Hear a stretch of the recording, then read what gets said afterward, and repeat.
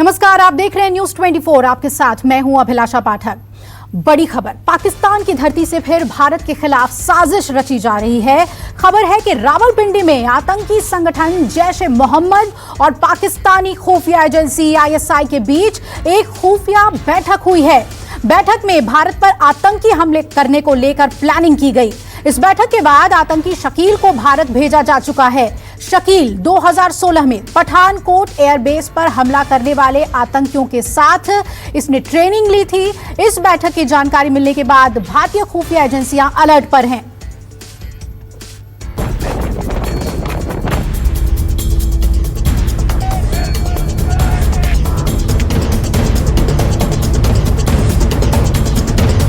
भारत पर बड़े हमले की फिराक में पाकिस्तान।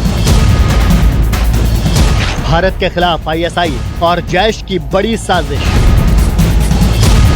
ISI और जैश के बीच कुछ दिन पहले हुई बैठक में भारत में हमले को लेकर बना प्लान। भारतीय खुफिया एजेंसी ने हाई अलर्ट जारी किया।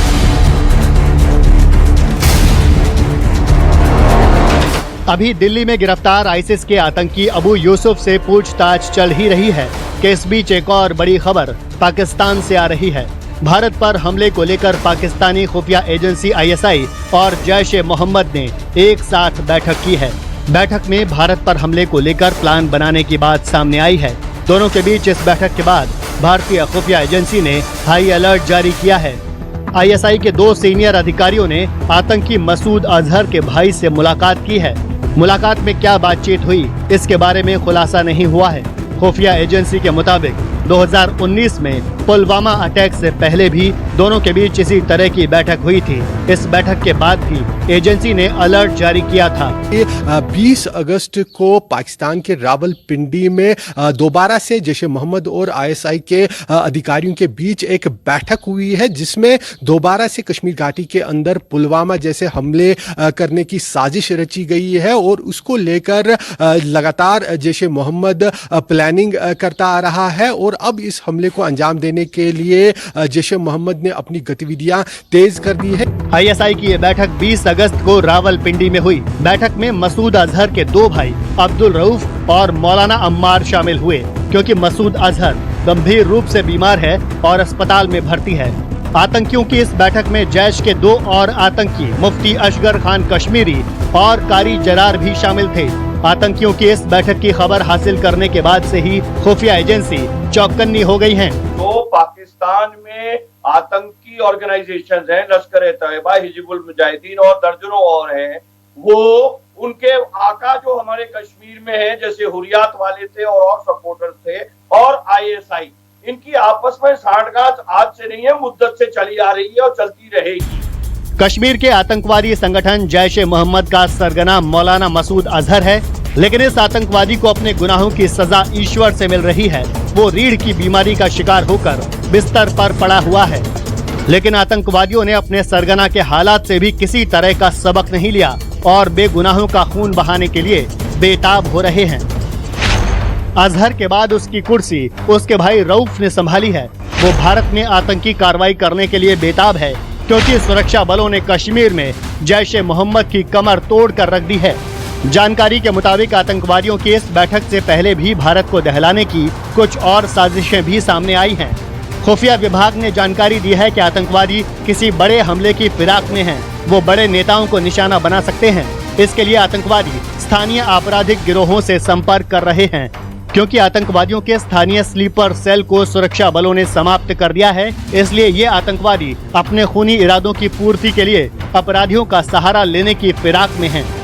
इसमें कोई दो राय नहीं कि पाकिस्तान जो है गुड और बैड टेररिस्ट के बीच में फर्क करता है।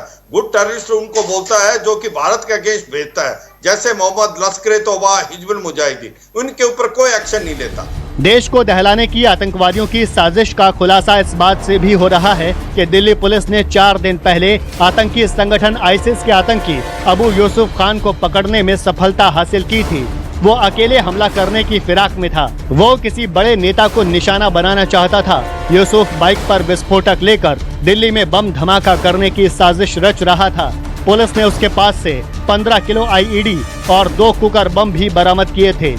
जैश ए मोहम्मद को पूरी मदद कर रहा है आईएसआई, क्योंकि आईएसआई को भरोसा है कि भारत पर अब सिर्फ और सिर्फ जैश ही बड़ा आतंकी हमला कर सकता है। इसलिए जैश के आतंकियों को अफगानिस्तान में ट्रेनिंग दी जाती है, वहां पर फिदाइन बनाया जाता है ताकि भारत पर बड़ा आतंकी हमला किया जा सके।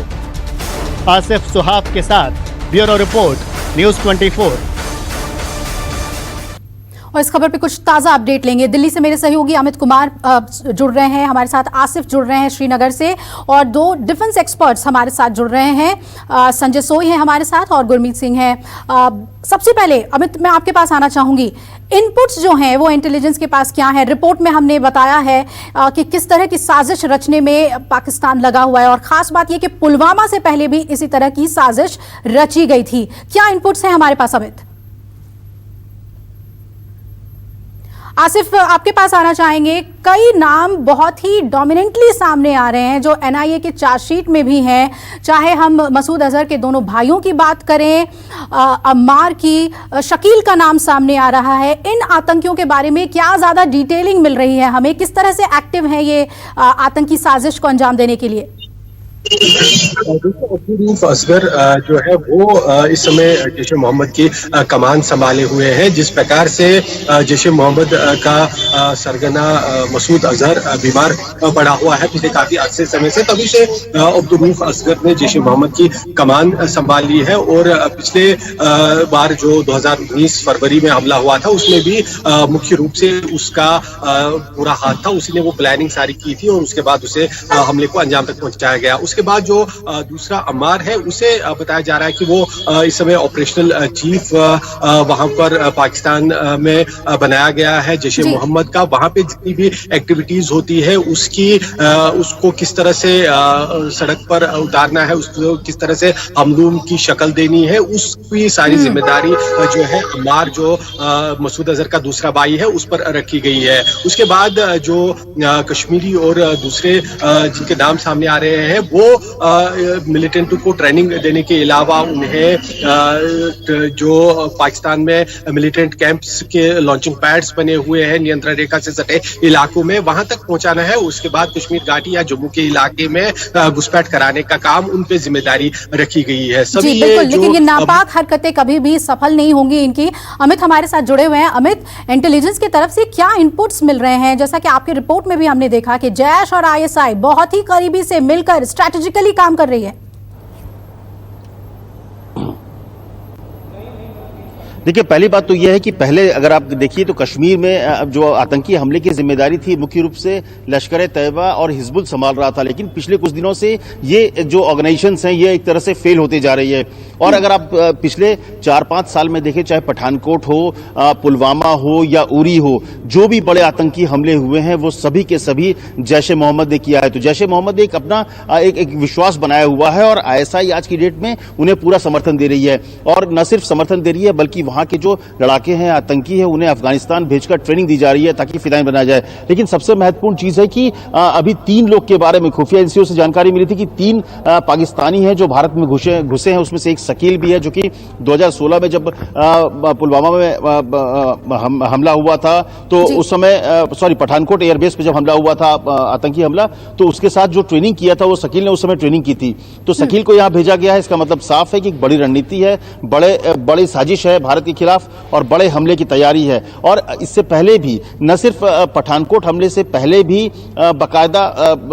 पुलवामा हमले से पहले भी आईएसआई ने इसी तरह से जैश ए मोहम्मद के आतंकियों के साथ एक बैठक की थी जिसमें रणनीति बनाई गई थी, साजिश रची गई थी। तो इसीलिए जो तमाम खुफिया एजेंसी हैं वो काफी अलर्ट हैं। जो सैन्य जो इंस्टीट्यूशंस हैं, इंस्टॉलेशंस हैं, वहां पर सुरक्षा बढ़ा दी गई है, क्योंकि रुक कर एक सर्टेन टाइम अगर आप देखिए तो जो आतंकी हमले हुए हैं कुछ एक समय के बाद हुआ है और एक पूरी साजिश के तहत किया जा रहा है। तो ऐसे में जिस तरह से पहले शकील को भेजा गया है, 3 पाकिस्तानी आतंकी के आने की खबर खुफिया एजेंसियों को लगी थी और उसमें वो शकील है जो पठानकोट बेस में जो आतंकी हमला किए थे उनके साथ काम कर चुका। तो इसका मतलब है कि एक बहुत बड़ी रणनीति के तहत, बहुत बड़ी साजिश के तहत भारत पर हमले की फिराक में है और बड़े हमले की फिराक में है। लेकिन हमारे पास क्लियर इनपुट्स हैं इंटेलिजेंस के, अमित, जैसा कि आप बता रहे हैं, और अलर्ट पर है इस वक्त। अगर हम सेना की बात करें तो सीधे तौर पे संजय जी ये समझना बहुत ज़रूरी है कि जब अलर्ट पर हम आते हैं, क्लियर इनपुट्स हैं हमारे पास आतंकी हमले को लेकर, पाकिस्तान शायद भूल गया है कि ठीक 2019 में ही बालाकोट में क्या किया था। वो एयर स्ट्राइक शायद भूल रहा है पाकिस्तान। वहां के आतंकियों को ये समझाना जरूरी है कि हम उनके घर में घुस के उन्हें सजा दे सकते हैं।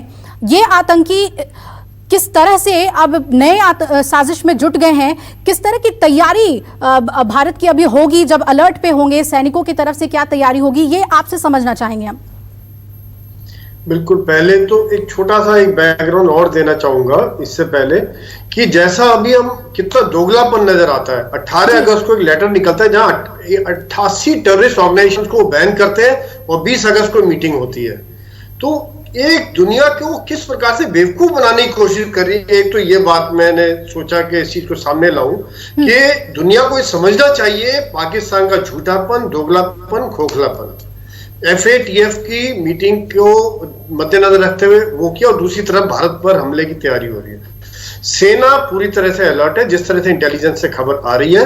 और जो भारत की सोच है, सेना की सोच है कि इसको हम इतना महंगा बना देंगे, अगर पाकिस्तान ने, ISI ने या JEM ने इस तरह की हरकत की कोशिश की तो एक एक भारतीय के खून का बदला लिया जाएगा, चाहे उनके बिल में घुसकर उनको वहां मारा जाए। इस चीज में मैं बिल्कुल क्लियर हूं, भारतीय सरकार क्लियर है, भारत की सेना, एयरफोर्स, सभी विंग तैयार है कि अगर किसी प्रकार का भी एक भी लॉस होता है उसका पूरा बदला पाकिस्तान को और मिलिटेंट्स को चुकाना पड़ेगा। अभिलाष जी बिल्कुल बिल्कुल, कीमत उन्हें चुकानी होगी। और गुरमीत जी भी हमारे साथ बने हुए हैं। गुरमीत जी, ये समझना बहुत ज़रूरी है कि जहां वहां टॉप 5 टेररिस्ट में इन टेररिस्ट का नाम आ रहा है, मसूद अजहर के भाई हो या फिर शकील का नाम सामने आ रहा है, इतने क्लियर इनपुट्स हमारे पास हैं और इंटरनेशनली हमें साथ है, चाहे वो अमेरिका हो, कोई भी कंट्री हो, वो हमारे साथ है टेररिज्म से फाइट करने के लिए। पाकिस्तान इस बात को क्यों नहीं समझ पा रहा?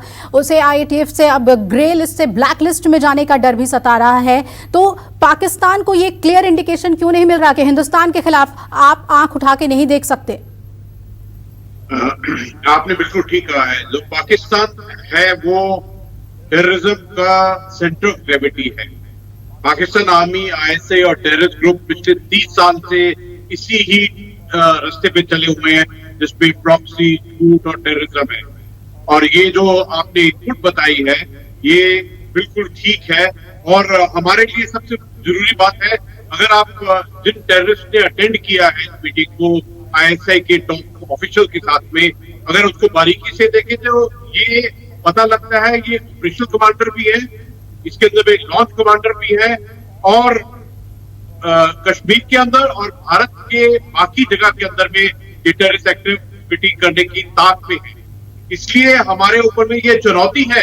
पहली बात तो ये है कि पाकिस्तान पूरी तरह बौखला गया है और वो हर एक ही फ्रंट के ऊपर में विफल रहा है, चाहे वो टेररिज्म के ऊपर में रहा हो, चाहे डिप्लोमेटिक, पॉलिटिक्स, कहीं पर भी।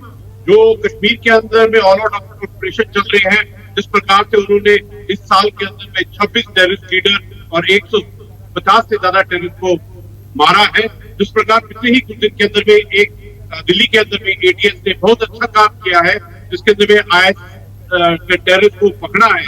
देखिए, सबसे जरूरी है हमको अलर्ट रहना है, हमको जितने भी इनके नेटवर्क है, इनके बिल्कुल, और ऐसे हमले को, पुलवामा जैसे कायराना हरकत को पाकिस्तान और वहां पर पल रहे आतंकी किसी भी हाल में रिपीट नहीं कर सकते हैं। संजय जी, ये बताइए कि कितने डोजियर्स भारत ने दुनिया भर में सौंपे हैं, सबूत सौंपे हैं और अब NIA की चार्जशीट भी दाखिल हुई है पुलवामा हमले को लेकर। ये जितने भी सबूत एक एक करके पाइलअप होते जा रहे हैं पाकिस्तान के खिलाफ, ये इंटरनेशनली इमरान खान को बहुत भारी पड़ेगा। नहीं, इंटरनेशनली भागी पड़ रहा है। भारत की जो डिप्लोमेसी है, भारत की जो पॉलिसी है और किस प्रकार से पाकिस्तान को एक्सपोज कर रहे हैं। आज इसी करके जो FATF का प्रेशर आ रहा है, यूनाइटेड नेशन सिक्योरिटी काउंसिल ने टेररिस्ट की नई लिस्ट दी है, जिसको पाकिस्तान को मजबूर होकर उनके ऊपर एक्शन लेना पड़ा है। अब ऑन ग्राउंड कितना एक्शन होता है वो पाकिस्तान किस प्रकार से उनकी सोच है, किस प्रकार से गलत सोच है, वो एक अलग बात है, लेकिन भारत का प्रेशर, इंटरनेशनल प्रेशर पूरा पड़ रहा है। साथ ही साथ जैसे गुरमीत ने बताया था कि किस प्रकार से 150 से ज्यादा मिलिटेंट्स को मारा जा चुका है। आज प्रेशर है, आज उनके ऊपर एक रिएक्टिव सिनेरियो है, वो मजबूर, वो सोच रहे हैं कि करें क्या। एक मीटिंग हो रही है, पहले इस्लामाबाद में मीटिंग हुई जेएम की, उसके बाद में आईएसआई के साथ मीटिंग हुई।